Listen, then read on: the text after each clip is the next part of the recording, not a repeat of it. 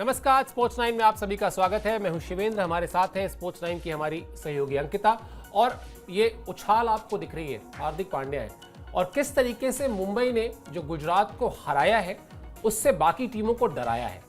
तो मुंबई की जो जीत है, इस जीत के क्या मायने हैं? क्या सिर्फ एक जीत के बाद इस टीम का रेपुटेशन ऐसा है कि इतनी चर्चा होनी चाहिए, या ये चर्चा फैंस ज़्यादा खुश हो गए इसलिए हो रही है? ये सब कुछ शो के पहले हिस्से में डिस्कस करेंगे।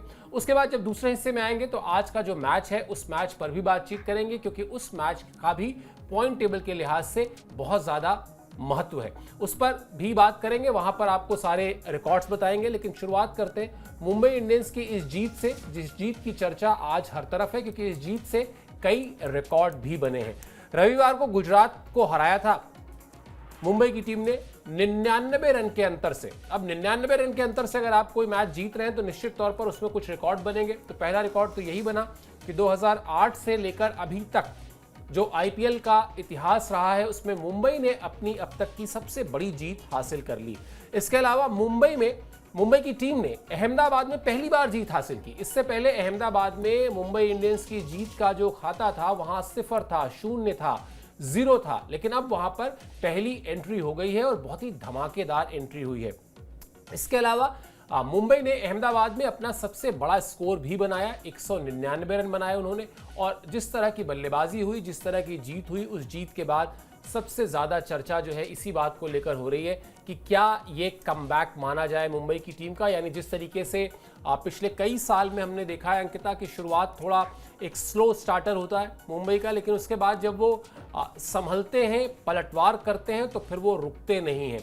अब वो कहाँ तक जाएंगे, खिताब जीतेंगे नहीं जीतेंगे, प्लेऑफ में जगह बनाएंगे नहीं बनाएंगे, ये अभी ना आप बता सकती हैं ना मैं बता सकता हूं। लेकिन ये फैक्ट है कि 99 रन की जीत प्लस मुंबई का रेपुटेशन, बाकी टीमों में खलबली तो मची होगी।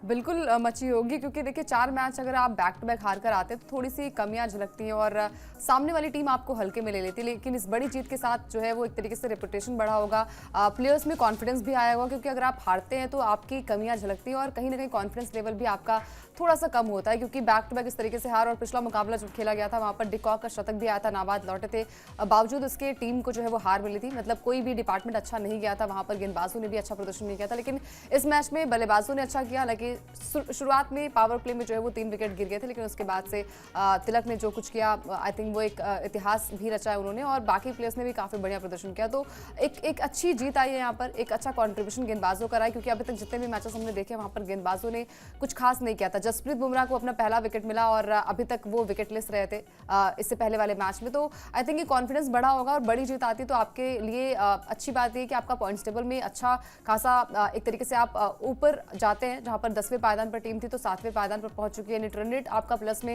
हो गया है, क्योंकि माइनस में चल रहा था। तो एक बड़ी जीत आती है तो नेट रन रेट में भी उसका असर पड़ता है। और आई थिंक जितने भी मैचेस आप खेलते जाएंगे वहां पर ऐसी ही जीत अगर आपको मिलती रही तो जैसे हमने कहा कि स्लो स्टार्ट करती मुंबई इंडियंस, शुरुआत में मैच को हारती लेकिन फिर ट्रॉफी भी लेकर जाती। लेकिन मुश्किल है, थोड़ा नामुमकिन नहीं कह सकते। बिल्कुल, वो जो एक स्पार्क मिलना चाहिए था, वो एक जीत आपके हौसले को जो एक उड़ान देती है, वो उड़ान इस उछाल में दिखाई दे रही है, जिस तरीके से हार्दिक पांड्या उछल रहे हैं। खैर, मुंबई इंडियंस की टीम के जीत के स्टार रहे तिलक वर्मा। तिलक वर्मा ने 45 गेंद पर 101 रन बनाए। तिलक वर्मा की पारी में 8 चौके और 7 छक्के थे। Tilak Varma player of the match बने। जयसूर्या के 45 गेंद पर शतक के रिकॉर्ड की उन्होंने बराबरी भी कर ली।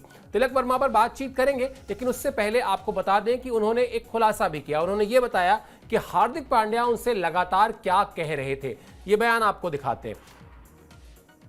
जैसा कि हर कोई जानता है कि हार्दिक भाई बहुत उत्साहित रहते हैं, वो बहुत रोमांचित थे और लगातार मेरा हौसला बढ़ा रहे थे।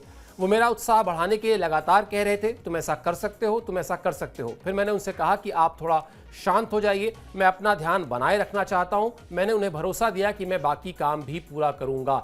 अंकिता, जितनी भी तारीफ की जाए वो तारीफ कम है, और खासतौर पर जिस तरह की फॉर्म में थे, लगातार सवाल उठ रहे थे तिलक वर्मा पर, वापस आए, मजबूती के साथ जवाब दिया, आलोचकों का मुंह बंद किया, अपनी टीम को जीत दिलाई और बता भी दिया कि हार्दिक क्या कह रहे थे। बिल्कुल। और ये मैच मेरे लिए थोड़ा सा लग रहा था, जैसे हम एशिया कप की बात करते वहां पर भी जिस तरीके से टीम इंडिया को जिताने का काम किया था तिलक वर्मा ने, वैसा ही प्रदर्शन यहाँ पर भी किया। मतलब शुरुआत थोड़ी स्लो थी, नमन धीर के साथ अच्छी पार्टनरशिप बिल्ड हो रही थी, लेकिन वही है यहाँ तिलक ने भी वही कहा कि पिछले 4 मैचेस में 5 मैचेस में अगर आपका बल्ला नहीं चलता है, आपसे उम्मीदें ज़्यादा की जाती है और आपका बल्ला नहीं चलता है, तो कहीं ना कहीं वो कमियां जो है वो झलक कर सामने आती है और आप भी थोड़ा सा डिसअपॉइंट होते हैं। तो आई थिंक वही काम किया यहाँ पर तिलक वर्मा ने, और मोटिवेशन का काम हार्दिक करते भी हैं, क्योंकि शुरुआत में जब वो नमन के साथ वो बल्लेबाजी करे, थोड़ा स्लो खेल रहे थे, वो रन बॉल खेल रहे थे, लेकिन जैसे ही हार्दिक पांड्या मैदान पर आए उन्होंने गियर चेंज किया और बहुत ही जल्दी बहुत ही अच्छे अंदाज में वो बल्लेबाजी करते नजर आए। तो आई थिंक वो मोटिवेशन की जरूरत होती है, और सामने जब आपका ऐसा खिलाड़ी हो जो हमेशा मतलब उत्साह से भरे रहते हैं और हमेशा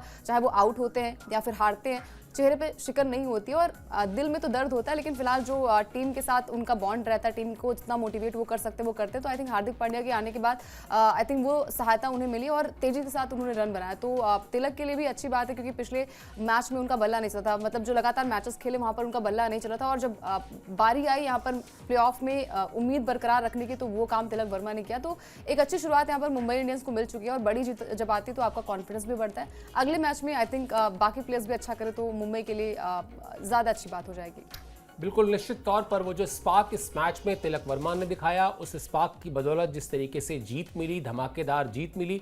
अब बाकी जैसा मैंने थोड़ी देर पहले कहा कि ये टीम कहां तक जाएगी, क्या करेगी, क्या नहीं करेगी, ये कोई नहीं जानता, लेकिन ये बात तय है कि अब ये टीम वो टीम नहीं है जो आपने अभी तक इस टीम को देखा था करते हुए, यानी हार हार हार और सिर्फ हार। अब आपको मुंबई की टीम एक अलग पलटवार करते हुए दिखाई देगी, इस बात की गारंटी है। क्यों? क्योंकि ये इस टीम का रेपुटेशन है, ये इस टीम के खेलने की एक स्टाइल है। आपको दिखाते हैं, जो 5 खिताब मुंबई ने जीते हैं उसमें कई बार ऐसा हुआ है, जिस तरह से स्लो स्टार्ट उसने किया, लेकिन फिर उसके बाद मुंबई ने क्या किया, ये परफॉर्मेंस आपकी स्क्रीन पर है। जो टीम इस लीग के इतिहास की दूसरी सबसे कामयाब टीम है, चेन्नई के साथ साथ उसी चेन्नई को हराकर पहली बार 2013 में इस टीम ने खिताब जीता था। फिर उसके बाद तो वो एक आप ये कह लें संयोग भी था कि 13, फिर 1 साल के गैप के बाद 15, फिर 1 साल के गैप के बाद 17, फिर 1 साल के गैप के बाद 19 और फिर 20 में इस टीम ने 5 बार खिताब जीता है। 2013 में चेन्नई को 23 रन से हराया, 15 में चेन्नई को 41 रन से हराया, 17 में पुणे को 1 रन से हराया, 19 में चेन्नई को 1 रन से हराया और 2020 में दिल्ली को 5 विकेट से हराया। अंकिता, ये 1 रन से फाइनल मैच जीतना, ये बताता है कि ये इस टीम की कितनी बड़ी ताकत है कि मुश्किल परिस्थितियों में अपने इमोशंस को कंट्रोल रखना और अपने परफॉर्मेंस पर फोकस करना। वैसा ही कुछ इस मैच में भी दिखाई दिया था। शायद ये जो 13, 15, 17, 19, 20 का ये जो आंकड़ा है ना, ये भी एक वजह है कि मुंबई की टीम जब पलटवार करती है तो फिर लगता है कि हाँ, इस टीम में दमखम है, एक चमक ही अलग दिखने लगती है इस टीम की। बिल्कुल, और ये चमक आपने पिछले मैच में भी देखी होगी, क्योंकि जैसे ही जसप्रीत बुमराह को वो विकेट मिला, जिस तरीके से सेलिब्रेशन वहाँ पर हार्दिक पांड्या ने किया, बाकी टीम ने किया, बाकी प्लेयर्स ने किया, तो आई थिंक ये टीम अपने आप में अनोखी है। और जब हम लगातार बात करते हैं कि जिस टीम में वर्ल्ड चैंपियन प्लेयर्स हैं, और जब आप वर्ल्ड चैंपियन प्लेयर्स वहाँ पर होते हैं तो उम्मीदें ज़्यादा बढ़ जाती हैं। और पिछले जितने भी मैचेस खेले हैं वहाँ पर प्रदर्शन भी उस तरीके से नहीं था, मतलब अगर आपकी बल्लेबाजी अच्छी थी तो गेंदबाज अच्छा नहीं कर रहे थे, लेकिन इस मैच में ओवरऑल काफ़ी बढ़िया प्रदर्शन था। और चलिए, यहाँ पर तिलक वर्मा ने भले रन्स बनाए, लेकिन इतनी तेजी के साथ बनाए तो 199 रन बनाए, 200 का टारगेट था। और जिस तरीके से फिर गेंदबाजी हुई, हर एक गेंदबाज ने अपना अच्छा कंट्रीब्यूशन दिया, चाहे वो मिचेल सैंटनर की बात करें, चाहे हम अश्विनी कुमार की बात करें, जसप्रीत बुमराह की बात करें, हर किसी ने जो है वो एक अच्छा कंट्रीब्यूशन दिया। यही टीम गेम भी होता है कि अगर यहाँ पर कोई बल्लेबाज नहीं चला, कोई एक बल्लेबाज आपको मैच जिताकर ले जाए, लेकिन हाँ, जो कमियां आपकी हैं वो आपका टॉप ऑर्डर है, जिस तरीके से नहीं चलना, पावर प्ले के अंदर 3 विकेट गिर जाना, उसके बाद से प्रेशर थोड़ा सा था, काफी ज्यादा था। नमन धीर अच्छी बल्लेबाजी कर रहे थे, तिलक वर्मा थोड़ी सी स्लो बल्लेबाजी वो कर रहे थे, लेकिन उसके बाद जिस तरीके से उन्होंने अपने आप को चेंज किया, जिस तरीके से सिचुएशन के हिसाब से बल्लेबाजी की, और उन्हें पता था कि इतने अगर अच्छे खासे रन वो लगा देंगे स्कोर बोर्ड पे तो आई थिंक चेज करना मुश्किल हो जाएगा गुजरात के लिए। फिर गेंदबाजों ने कमाल कर दिया, तो मुंबई अपने स्लो स्टार्ट के लिए जाने जाती है और फिर उसके बाद ट्रॉफी भी लेकर जाती है। 5 बार की चैंपियन भी है, हालांकि वो रोहित की कप्तानी में 5 बार की चैंपियन थी, हार्दिक पांड्या की कप्तानी में पिछले साल जो है प्ले ऑफ तक गई थी, लेकिन वहां पर फिर हार का सामना करना पड़ा था। लेकिन हाँ, इस मैच में भी हमने वही देखा कि शुरुआत काफी बढ़िया हो गई थी, मतलब 14 साल के बाद कोई पहला मुकाबला वो जीती थी, उसके बाद ये लगा कि शायद अब यहाँ से चेंजेस आएंगे, लेकिन बैक टू बैक 4 हार के बाद मोटिवेशन थोड़ा सा डाउन होता है। लेकिन इस मैच में जीतने के बाद आई थिंक कॉन्फिडेंस लेवल बढ़ गया होगा मुंबई के प्लेयर्स में। आई थिंक अगले मैच में और भी अच्छी तरीके से कम बैक वो कर पाएंगे। बिल्कुल, और उस वापसी में, उस पलटवार में एक बड़ा रोल रहा उस ओवर का जो जसप्रीत बुमराह ने फेंका, क्योंकि सबसे ज़्यादा चौंकाने वाली बात यही थी कि अभी तक इस मैच से पहले वो विकेटलेस थे। न्यूजीलैंड के प्लेयर हैं मिचेल मैक्लेनगन, उन्होंने क्या कहा इस फैसले को, उनसे वो ओवर कराने को, उन्होंने कहा ये मास्टर स्ट्रोक है। आपको बयान दिखाते हैं और फिर मुंबई की टीम में जसप्रीत बुमराह की गेंदबाजी के रोल पर भी बात करेंगे। लक्ष्य का पीछा करने में जसप्रीत बुमराह से पहला ओवर कराना मास्टर स्ट्रोक था। हम बहुत मैच से इसी बात का इंतजार कर रहे थे। नई गेंद के साथ बुमराह जिस तरह का हमला बोलते हैं, वैसा कोई दूसरा गेंदबाज मुंबई की टीम में नहीं है। मुंबई को बुमराह को अपने आक्रामक हथियार की तरह इस्तेमाल करना चाहिए। उन्हें साई सुदर्शन और शुभमन की जोड़ी को तोड़ने के लिए लाया गया और उन्होंने वो काम कर दिया। गुजरात की टीम अपनी सलामी जोड़ी पर बहुत निर्भर करती है। सलामी जोड़ी के टूटते ही वो संघर्ष करते दिखे, क्योंकि उनका मिडिल ऑर्डर उतना मजबूत नहीं है। बुमराह से पहले ओवर में गेंदबाजी करा के गुजरात की सलामी जोड़ी को तोड़ना हार्दिक पांड्या की शानदार कप्तानी का सबूत है। यानी बुमराह को तो इस बात का क्रेडिट जाता ही है कि उन्होंने शानदार गेंदबाजी की। उनसे गेंदबाजी कराने का फैसला जो है वो भी एक तरह का मास्टर स्ट्रोक था। लेकिन बुमराह की बात करते हैं अंकिता। बुमराह की बात करना इसलिए ज़रूरी है क्योंकि इस मैच से पहले जब उनको विकेट नहीं मिला था तो बड़ा सवाल भी उठ रहा था और बड़ा आश्चर्य भी हो रहा था कि बुमराह जैसे गेंदबाज को आप विकेटलेस रह जा रहे हैं। और उसके अलावा दिक्कत ये थी कि बुमराह को विकेट मिल नहीं रहे थे और बाकी गेंदबाज बहुत महंगे साबित हो रहे थे। शार्दुल ठाकुर 13.5 के आसपास की इकोनॉमी से रन दे रहे थे, बाकी गेंदबाज भी अच्छा नहीं कर पा रहे थे। बुमराह का अब इस रंग में आना और बुमराह का ये जो रोल है इस टीम में कि वो एक तरीके से गेंदबाजी यूनिट के कप्तान हैं, या कह लीजिए आप गेंदबाजी यूनिट के मुखिया हैं।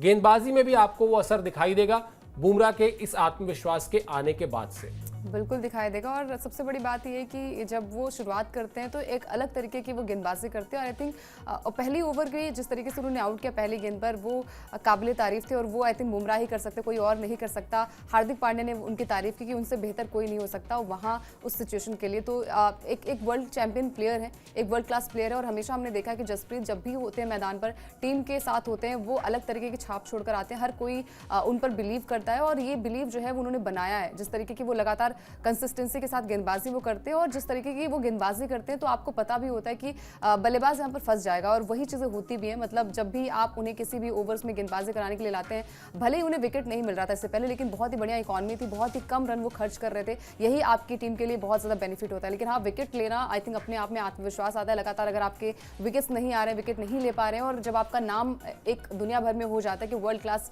चैंपियन प्लेयर है और वो विकेट नहीं ले पा रहा है, तो वो प्रेशर भी होता है। लेकिन हाँ, बुमराह को पता है कि वो क्या कुछ कर सकते हैं। आई थिंक यही मैच का टर्निंग पॉइंट था। जिस तरीके से उन्होंने साई सुदर्शन को आउट किया, उसके बाद जिस तरीके से अगले ही ओवर में हार्दिक पांड्या ने आउट किया, तो चीज़ें हो जाती हैं। अगर आपकी पार्टनरशिप अच्छे से नहीं बन रही तो आपको पता है कि आप विकेट ले सकते हैं, थोड़ा प्रेशर वाली सिचुएशन वहाँ पर आ जाती है। तो आई थिंक बुमराह, जैसे हम लगातार कहते हैं कि उनके जैसा कोई है नहीं, तो एग्जाम्पल उन्होंने कल के मैच में सेट कर दिया। उम्मीद करते हैं कि अगले मैच में और भी ज़्यादा उन्हें विकेट मिले।